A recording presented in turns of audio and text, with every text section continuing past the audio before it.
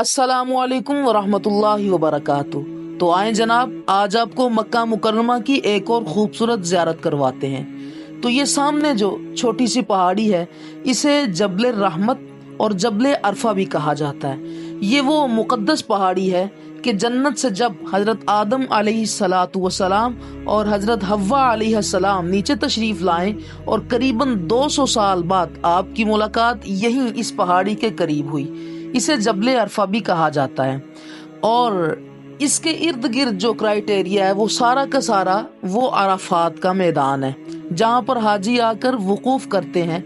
और हुजूर अलैहिस्सलातु वस्सलाम आपने हज्जतुल विदा के मौका पर अपनी कस्वा नामी ऊँटनी के साथ आपने यहाँ पर वकूफ़ फरमाया था, और इस जगह इसकी निशानदही भी की गई है।